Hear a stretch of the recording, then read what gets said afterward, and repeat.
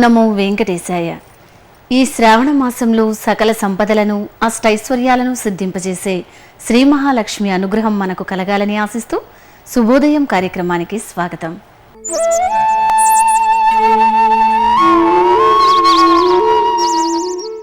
మన జీవితంలో వచ్చే అనేక సమస్యలకు సమాధానం ఆనాడే మన వేదంలో నిక్షిప్తమై ఉంది అనడంలో సందేహం లేదు. వేద పఠనం ఎక్కడ జరిగితే అక్కడ అంతా శుభం జరుగుతుంది. అందుకే వేద పఠనం విందాం, మన జీవనాన్ని శుభమయం చేసుకుందాం. శ్రీ గురుభ్యో నమః. హరి ఓం. హిరణ్యవర్ణాస్సు ఛాయః పావకాయాసు జాతః సావితాయాస్వగ్నిః యా అగ్నిం గర్భం దధిరే సువర్ణాస్తా న ఆపః సంస్యో నాభావంతో యాసాం రాజా వరుణో యాతి మధ్యే సత్యానృతే ఆవపశ్యన్ జనానాం యా అగ్నిం గర్భం దధిరే సువర్ణాస్తా న ఆపః సంస్యో నాభావంతో యాసాం దేవాదివి కృణ్వంతి భక్ష్యం యా అంతరిక్షే బహుధా భవంతి యా అగ్నిం గర్భం దధిరే సువర్ణాస్తా న ఆపః సంస్యో నాభావంతో శివేన మా చక్షుషా పశ్యతా పశ్చివయా తన్వోపస్పృశతత్వచం మే ృతశ్చుతశ్చుచాయో యాః పావకాస్తా న ఆపః సంస్యో నాభావంతో ఇయం వీరున్మధూ జాతా మధూనాత్వాఖనామసి మధోరధి ప్రజాతాసి సానో మధుమతస్కృతి జిహ్వాయా అగ్రే మధుమే జిహ్వామూలే మధులాకం మమేదః కృతావసో మమ చిత్తముపాయాసి మధుమన్మే నిక్రమాణం మధుమన్మే పరాయాణం వాచా వాదామి మధుమద్భూయాసం మధుసందృశః మధోరస్మి మధుతరో మధుఘాన్ మధుమత్తరః మామిత్కిల త్వం వనాః శాఖాం మధుమతీమివ పరిత్వా పరితత్నునే క్షుణాగామవిద్విషే యథా మాం కామిన్యసో యథా మన్నాపాగా అసాః యదా బధ్నందాక్షాయణా హిరణ్యం శతాని గాయసు మనస్యమానాః తత్తే బధ్నామ్యాయుషే వర్చసే బలాయ దీర్ఘాయుత్వాయ శతసారదాయ నైనం రక్షాంసి న పిశాచాః సాహంతే దేవానామోజః ప్రథమజం యే తదా యో బిభర్తి దాక్షాయణం హిరణ్యం సజీవేషు గృణతే దీర్ఘమాయుః అపాంతే జ్యోతిరోజో బలం చ వనస్పతీనా ఉత వీర్యాణి ఇంద్ర ఇవేంద్రియాణి ధారయామో అస్మిన్ తద్దక్షామాణో బిభరద్ధిరణ్యం సమానాం మాసాం ఋతుభిష్ట్వా వయం సంవత్సరస్య పయాసా పిపర్మి ఇంద్రాగ్ని విశ్వే దేవాస్తేనో మన్యంతామహృణీయమానాః సుతామయా వరదా వేదమాతా ప్రచోదయంతాం పావమాని ద్విజానాం ఆయుః ప్రాణం ప్రజాం పశుం కీర్తింద్రవీణం బ్రహ్మవర్చసం మహ్యం దత్వా వ్రాజత బ్రహ్మలోకం యస్మాత్ కోశాదుదభారామవేదన్నస్మిన్నन्तరవాదద్మ ఏనం కృతమిష్టం బ్రహ్మాణో వీర్యేణ దేవాస్తపాసావతేహ. హరి ఓం. శ్రావణమాస విశిష్టతను ఈరోజు కొంత తెలుసుకుందాం. శ్రీకాంత కౌస్తుభధరార్తిహర అబ్జపాణి విష్ణు త్రివిక్రమ మహీధర ధర్మసేతో వైకుంఠవాస వసుధాధిప వాసుదేవ జిహ్వే జపేతి సతతం మధురాక్షరాణి జిహ్వే జపేతి సతతం మధురాక్షరాణి. వైకుంఠ ప్రియమైనటువంటి మాసం ఈ శ్రావణ మాసం కనుక శ్రీ మహావిష్ణువుని మనం వైకుంఠవాసునిగా కీర్తించాలి ఈ మాసం అంతా కూడా. శ్రీకాంత కౌస్తుభధర ఆర్తిహర అబ్జపాణి. అత్యంత అద్భుతమైన మధురమైనటువంటి నామాలు ఇవన్నీ కూడా. పలకటానికి ఏ విధమైన కష్టం లేనటువంటి చక్కటి అక్షరాల కూర్పుతోటి మనకు అందించినటువంటి నామాలన్నమాట. కనుక శ్రీకాంత లక్ష్మీదేవికి ప్రియమైనటువంటి వాడా అని. కౌస్తుభధర జీవ చైతన్యాన్ని చక్కగా హృదయంలో కౌస్తుభమణిగా ధరించినటువంటి వాడు శ్రీ మహావిష్ణువు ఆ స్వామి. అలాగే హరార్తి ఆర్తిహర కాబట్టి మమ ఆర్తిం హర మా యొక్క కష్టాలని పోగొట్టు అని చెప్తూ ఆర్తిహర అబ్జపాణి. అలా ఆర్తిని హరించేటువంటి వాడు కాబట్టి ఆర్తిహరుడు అని మనం సంబోధిస్తూ అబ్జపాణి చేతులలో కమలాన్ని ధరించినటువంటి వాడు. ఆ చేత కమలాన్ని ఎందుకు ధరిస్తాడట ఆయన అంటే మనలో ఉండేటువంటి సమస్త విధములైనటువంటి క్లేశాలను తొలగించడం అనేటువంటిది ఒక్కటి మాత్రమే కాకుండా ఈ కమలధారణం వల్ల చక్కటి ఐశ్వర్యాలను మనకు ప్రసాదిస్తాడనమాట. అందుచేత అబ్జపాణి విష్ణు త్రివిక్రమ మహీధర ధర్మసేతో మన యొక్క ధర్మాలకు మనను కట్టుబడేలా చేసేటువంటి ఆ అనుగ్రహాన్ని మన మీద ప్రసరింపచేసేటువంటి స్వామి కూడా శ్రీ మహావిష్ణువే. అందుకని ధర్మసేతువు అనేటువంటి ప్రయోగం. వైకుంఠవాస వసుధాధిప వాసుదేవ భూమిపతి ఈయన. కాబట్టి ఏ విధంగా అయితే శ్రీదేవికి ఆయన భర్తో భూదేవికి కూడా ఆయనే భర్త కనుక వసుధాధిపుడు, వైకుంఠవాసుడు, వాసుదేవుడు ఇలాంటి నామాలన్నీ కూడా మనకు చక్కగా మంచి ఉత్తేజాన్ని, భక్తి తాదాత్మ్యాన్ని, పారమ్యాన్ని కలుగజేసేటువంటి అన్నమాట. జిహ్వే జపేతి సతతం మధురాక్షరాణి. ఓ నా నాలుక చక్కగా ఈ మధురమైనటువంటి అక్షరములతో కూడినటువంటి ఈ దివ్యమైనటువంటి నామములను నీవు ఉచ్చరిస్తూ ఉండము అని మనను మనం జాగరూకులుగా చేసుకోవలసినటువంటి సమయం ఇది. శ్రావణ మాసంలో ఒక్కో తిథిలో ఒక్కో విశిష్టత దాగి ఉంది. మరి ఈ రోజు తిథిలో దాగి ఉన్న విశిష్టతను తెలుసుకుందాం. ఆగస్టు 7వ తేదీ చాంద్రమాన దుర్ముఖనామ సంవత్సర శ్రావణ శుద్ధ పంచమీ తిథి ఆదివారం. ఉత్తర ఫల్గుని నక్షత్రం ఇంకా మిగిలి ఉన్నది కనుక ఈ రోజున మనం ఉత్తరా నక్షత్రం అని చెప్పుకోవాలి. ఈ రోజున అనేక రకాలైనటువంటి వైశిష్ట్యాలు ఉన్నాయి. ఈనాడు గరుడ పంచమి, గరుడుని మనం పూజించదగినటువంటి రోజన్నమాట. శ్రావణ శుద్ధ పంచమి, గరుడ పంచమి అని మనకు చక్కగా ఈ గరుడమూర్తిని పూజించదగినటువంటి రోజు ఈరోజు గరుడ పంచమి. అలాగే శ్రీ కశ్యప జయంతి. కశ్యపునికి మన ఈ పురాణాలలో అదేవిధంగా వేదాలలో కూడా చాలా ప్రశస్తమైనటువంటి స్థానం ఉన్నది.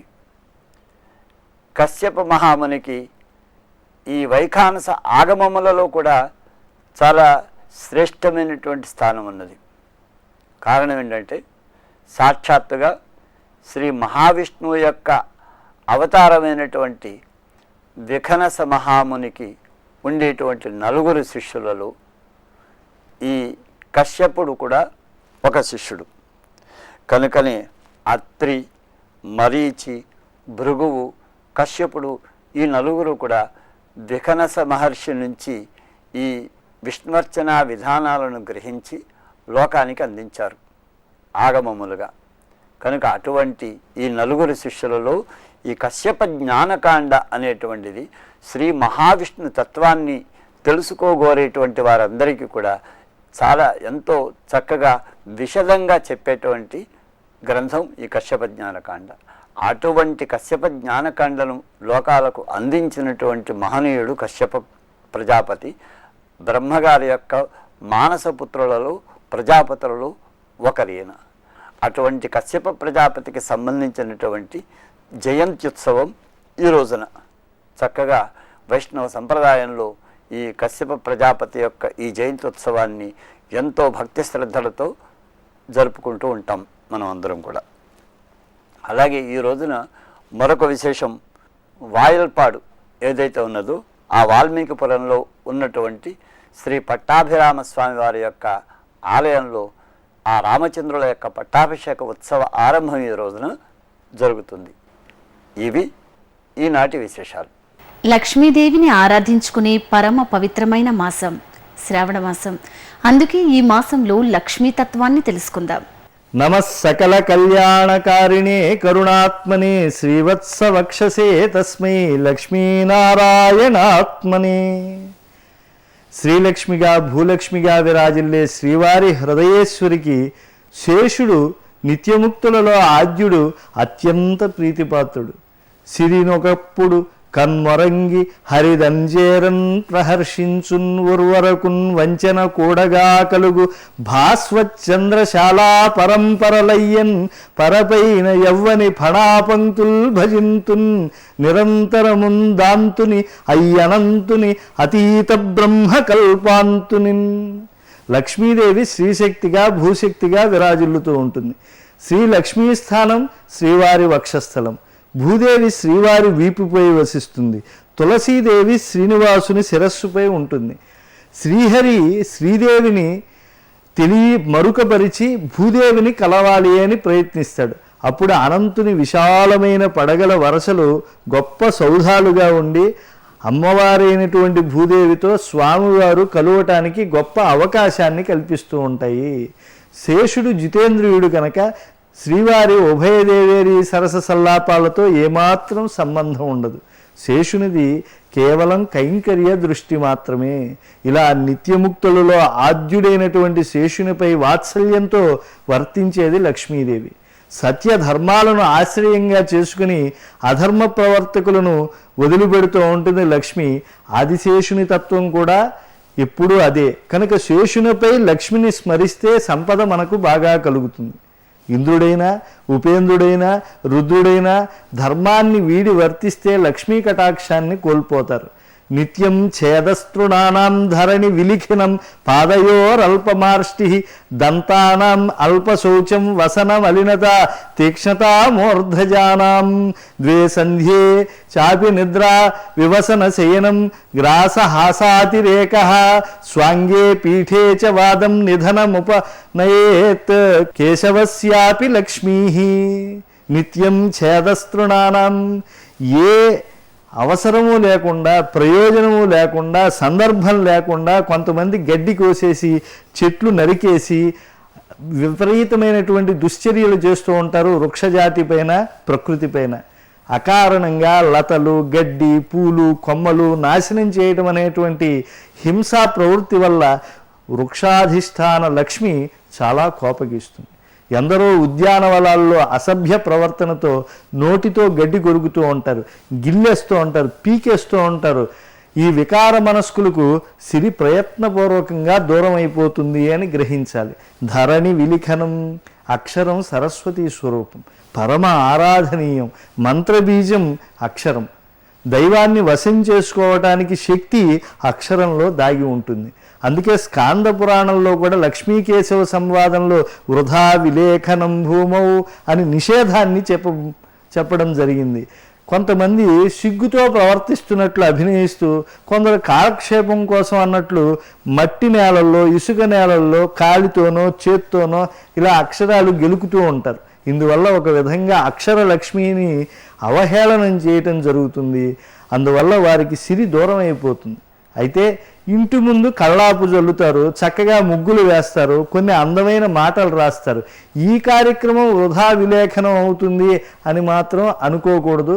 వృధా విలేఖనం భూమో అన్న అంశంతో ఈ యొక్క కర్తవ్యాన్ని దూరం చేయాలి. అలాగే పాదయోరల్పమార్ష్టి, కాళ్లను ఏ కొంచెం తడవనేటువంటి పొడి భాగం మిగలకుండా పూర్తిగా శుభ్రంగా కడుక్కోవడం ఆరోగ్య లక్ష్మీ కారకం. మొదట కుడికాలు కడుక్కోవాలి, అది శుభ్రం చేసుకున్న తర్వాత ఎడమ కాలు కడుక్కోవాలి. ఇది సంప్రదాయం. చరణవు సుధౌతే, కాళ్ళు శుభ్రంగా ప్రక్షాళనం చేసుకుని రాత్రి శయనానికి ఉపక్రమించాలి. ఎప్పుడు కాళ్ళు కడుక్కున్నా తడి కాళ్లతో తిరగకూడదు. మంచంపై కానీ ఇతర ఆసనాలపై కానీ తడి కాళ్లతో కూర్చోకూడదు. పొడిగా చేసుకున్న తర్వాత పాదాలను అప్పుడు మనం తర్వాత కార్యక్రమాలకు ఉపక్రమించాలి. సగం సగం కాళ్ళు కడుక్కుంటే అది అలక్ష్మీకరమే, దౌర్భాగ్య సంధాయకమే. నలుడంతటి వాడు అందుచేత కలిపురుష పీడలకు గురయ్యాడనేటువంటి సత్యాన్ని మనం గుర్తు చేసుకోవాలి. అలాగే దంతానాం అల్పశౌచం, పూర్వం ప్రధానంగా మామిడి, మేడి, కడిమి, రేగు, లొద్దుగా, సంపంగి వృక్షాల పుల్లలతో పళ్ళు తోముకునేవారు. నవీన సాధనాలతో ఇప్పుడు దంతధావనం చేసుకుంటూ ఉన్న శుభ్రంగా పళ్ళు తోముకోవాలి. అలాగే వసన మలినత, మాసిన బట్టలు ఎప్పుడూ ధరించకూడదు. దుర్వాసనతో ఉండేటువంటి బట్టలను ధరించకూడదు. ఇది కూడా ఒక అలక్ష్మీకరమైనటువంటి అంశం అని గుర్తు చేసుకోవాలి. అలాగే ఒకరు ధరించినటువంటి వస్త్రాలు మరొకరు ధరించకూడదు. దేవతల వస్త్రాలు ధరించడం అనేటువంటిది మాత్రం అది గొప్పదే. తీక్ష్ణత మూర్ధజానాం, కేశాలను వినియోగించుకోవాల్సినటువంటి కొబ్బరి నూనె వంటి తైలాలతో కేశాలను చక్కగా మృదువుగా చేసుకోవాలి. ఎప్పుడైతే గృహస్థాశ్రమంలో ఉన్నారో వాళ్ళు కేశాలను మృదువుగా ఉంచుకోవాలి తప్పించి దేహాన్ని, శిరోజాలని కఠినంగా ఉంచుకోకూడదు. అభ్యంగన స్నానాదులతో శిరోజ సంరక్షణం, దేహ సంరక్షణం చేసుకుంటూ ఉండాలి. వారు లక్ష్మీ కృపాపాత్రులవుతారు. అభ్యంగమాచరే నిత్యం సజరాశ్రమవాతహం, అభ్యంగానికి కొన్ని తిథులు, వారాలు నిషిద్ధమని స్మృతులు చెప్తూ ఉన్నాయి. అలాగా ఎప్పుడూ మనం అభ్యంగన స్నానాలు చేయకూడదు. నిషేధించినటువంటి రోజుల్లో చేయకుండా మనం నువ్వుల నూనెతో అభ్యంగనం చేయటం మాత్రం శ్రేష్టమని ఆయుర్వేదం చెబుతూ ఉన్నది. అయితే ఆవ నూనె, ప్రొద్దుతిరుగుడు పువ్వు నూనె, కాచిన నూనెలు కూడా శ్రేష్టమైనవే. ఆ తైల పార్శనం తైలం యత్తైలం పుష్పవాసితం అదృష్టం పక్వతైలంచ స్నానాభ్యంగేషు నిత్యసహ. కనుక వేడి చేసినటువంటి నూనె చల్లార్చుకుని అభ్యంగనం చేసి జుట్టును చక్కగా చూసుకునేటువంటి వారికి లక్ష్మీ కటాక్షం తప్పకుండా కలుగుతుంది. ద్వే సంధ్యే చాపి నిద్రా, అలాగే నిత్యం ప్రాతఃసంధ్యల్లో అలాగే సాయం సంధ్యల్లో నిద్రించడం కూడా అలక్ష్మీకరం. బ్రాహ్మ్యే ముహూర్తే నిద్రాంచ కురుతే సర్వదాతు యః అశుచిం తం విజయానీయాత్ అనర్హః సర్వకర్మసు. ఎప్పుడైతే వారు ఉభయ సంధ్యల్లో నిద్రిస్తూ ఉంటారో, విశేషించి బ్రాహ్మీ ముహూర్తంలో విద్యాసేముషిని ప్రచోదనం చేసేటువంటి కాలంలో నిద్రిస్తూ ఉంటారో వాళ్ళు దుర్మార్గులు. కనుక ఆ సమయంలో సూర్యోదయ కాలంలోనూ నిద్రించేటువంటి వారు అశుచిపరులుగా మనం భావన చేయాలి. వారు శ్రౌత కర్మలకు అనర్హులు. కనుక బ్రాహ్మీ ముహూర్తంలో నిద్రపోయేటువంటి కర్మభ్రష్టులను తప్పకుండా లక్ష్మీదేవి దూరం అవుతుంది. ఒకవేళ వాళ్ళు సంపదలను కలిగి ఉండవచ్చు, కానీ ఆ సంపదల వల్ల వాళ్ళకి ఏ సుఖాలు అందవు, వ్యాధిగ్రస్తులు అవుతారు. వివసన శయనం, దిగంబరంగా పడుకోవటం, తిరగడం, ఇవన్నీ కూడా అలక్ష్మీకరమైనటువంటి అంశాలు. హాసాతిరేక, ఇతరులు దడుచుకునే అంతగా విపరీతంగా ఎప్పుడూ నవ్వకూడదు. ఇది కూడా అలక్ష్మీకరమే. ఇలా ఇకనైనా ఆచరించడానికి తప్పక ప్రయత్నం చేద్దాం. అమ్మవారి కృపను స్వంతం చేసుకుందాం. సరసిజనయనే సరోజహస్తే ధవళతరాం శుకగంధమాల్యశోభే భగవతి హరివల్లభే మనోజ్ఞే త్రిభువన భూతికరి ప్రసీదమహ్యం. సదాచారాలను పాటించడం వల్ల ఇహలోకంలో సుఖాలు పొందడమే కాక ఉత్తమ పరమగతి లభిస్తుందనడంలో అతిశయోక్తి లేదు. ఒక సదాచారాన్ని తెలుసుకుందాం, దానిని ఆచరిద్దాం. భాస్కరాయ విద్మహే మహద్యుతికరాయ ధీమహి తన్నో ఆదిత్య ప్రచోదయాత్. ఆదివారం నాడు సూర్యనారాయణమూర్తిని స్తోత్రం చేస్తూ ఉంటాం. ఆరోగ్యాన్ని భాస్కరుడు సూర్యుడు అనుగ్రహిస్తాడు కనుక ఈ సూర్యనారాయణమూర్తిని సనాతన సంప్రదాయం సాక్షాత్తు పరంధాముడిగా వైకుంఠధామునిగా స్తోత్రం చేస్తుంది. ధ్యేయ సదా సవితృ మండల మధ్యవర్తి నారాయణ సరసిజాసన సన్నివిష్ట కేయూరవాన్ మకరకుండలవాన్ కిరీటి హారి హిరణ్మయవపుద్ధత శంఖుచక్ర లం పృథివీతత్వాత్మనే గంధం పరికల్పయామి, హం ఆకాశతత్వాత్మనే పుష్పం పరికల్పయామి, రం వన్యతత్వాత్మనే ధూపం పరికల్పయామి. ఇలా 5 విధముల అర్చనలతో సూర్యనారాయణమూర్తిని ఆదివారం నాడు స్తోత్రం చేయాలి అంటుంది సంప్రదాయం. ఎలా? నమో నమ సహస్రాంశో ఆదిత్యాయ నమో నమ, నమ ఉగ్రాయ వీరాయ సారంగాయ నమో నమ, నమ పద్మప్రబోధాయ మార్తాండాయ నమో నమ, బ్రహ్మేశానాచ్యుతేశాయ సూర్యాయాదిత్యవర్చసే భాస్వతే సర్వభక్షాయ రౌద్రాయ వపుషే నమ. పరంధాముడు శ్రీమన్నారాయణమూర్తి రామచంద్రమూర్తి అవతారం ధరించి రావణ సంహారం చేసే సమయంలో రావణుడిలో ఉండేటటువంటి బ్రాహ్మ్య తేజాన్ని చూచి కించిత్ విచలితుడయ్యాయట. ఆ సమయంలో అగస్త్య మహర్షి విచ్చేసి రామచంద్రుడికి ఆదిత్య హృదయం బోధించాడు. తతో యుద్ధ పరిశ్రాంతం సమరే చింతయా స్థితం రావణంచ అగ్రతో దృష్ట్వా యుద్ధాయ సముపస్థితం దైవతైష్ట సమాగమ్య అంటూ ఆదిత్య హృదయాన్ని రామ రామ మహాబాహో శృణుగుహ్యం సనాతనం అంటూ బోధించాడు. సనాతన సంప్రదాయం సదాచారం పేరిట మనకు చెప్పే బోధ ఏమిటి అంటే, చిన్నారి బాలబాలికలకు ఆదిత్య హృదయం కంఠోపాఠంగా రావాలి. ప్రతి పిల్లవాడికి కూడా ఆదిత్య హృదయం నోటికి రావాలి. ఉదయం లేవగానే స్నానం చేస్తూ ప్రత్యక్ష పరమాత్ముడు సూర్యనారాయణమూర్తి కర్మసాక్షి జ్ఞానప్రదాత ఆ స్వామికి నమస్కారం చేసుకోనాయనా అంటూ పిల్లలకు బోధ చెయ్యాలి. అందువలన వారిలో ఆరోగ్య భావనలు పెంపొందింపజేసుకోవడంతో పాటుగా దైవం పట్ల ఉనికి, విశ్వాసం, సదాచారం అలవడతాయి. దైవభక్తి, పాపభీతి, పెద్దల ఎడల గౌరవాదులు ఇవన్నీ కూడా ఎలా పెంపొందింపజేసుకోవాలో భయము భక్తి అంటారే, వీటి ద్వారా పిల్లలకు మనం ఇలా నేర్పించగలుగుతాం. ఆదివారం నాడు గోధుమ పిండితో చేసిన పాయసం లేదా గోధుమ నూక పాయసం, దీనిని ఆహారంగా మనం స్వీకరించాలి. మనం ఏది ఆహారంగా స్వీకరించినా అది ముందు పరమాత్ముడికి నైవేద్యంగా సమర్పింపబడినది అయి ఉండాలి. ఆ నైవేద్యం మనం ఆహారంగా తీసుకోకంటే పూర్వం మధ్యలో ఇంకో పేరు పొందుతుంది. ఆ పేరు ప్రసాదం. ప్రకృష్టమైనటువంటి సాదము, ప్రత్యేకతతో కూడుకున్నటువంటి విశేషమైనటువంటి శక్తినిచ్చే పదార్థము సాదము అని పేరు. ఏదైనా ఎవరికైనా అందచేస్తే ఊరికే ఇస్తే ఊరికే నోట్లో వేసుకుంటారండి.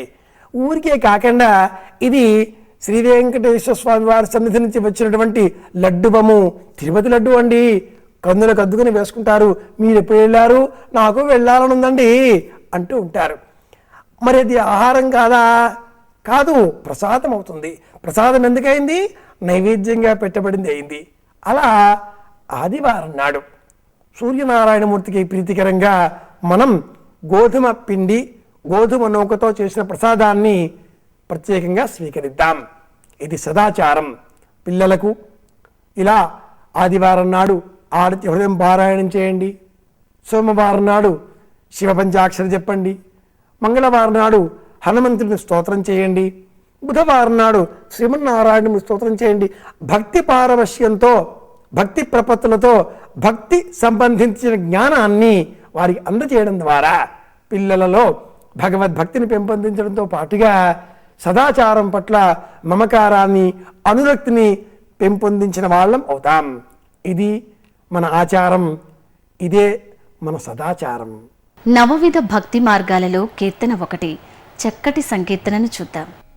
వదన ద్యుతి జిత సోమా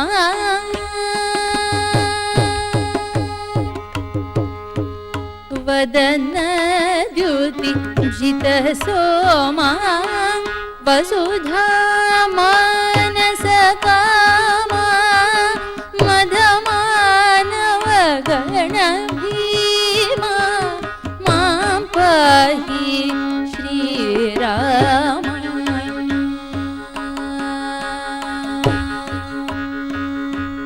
శోభనే వదన ద్యుతి జిత సోమా వసుధా మానస కామా మదమానవ గణ భీమా మాం పాహి శ్రీరామ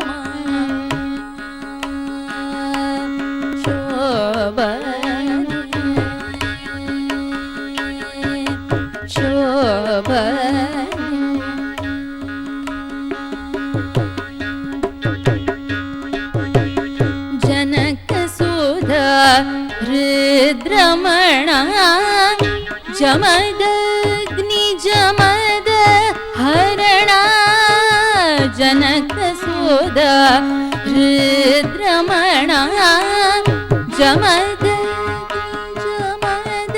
हरणा प्रणता कानलवरुणा पाहि मां मुनिशरणा पाहि मां मुनिशरणा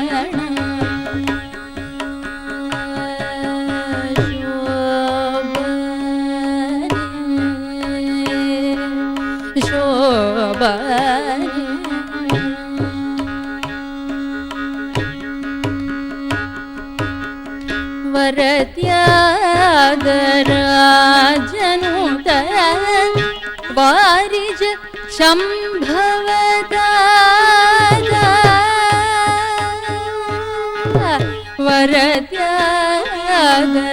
वरत्यागराजनुत वारिज शम्भवदा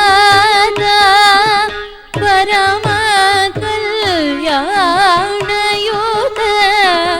पाहि मां शुभचरिता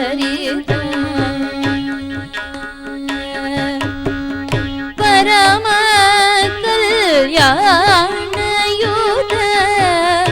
पाहि मां शुभचरिता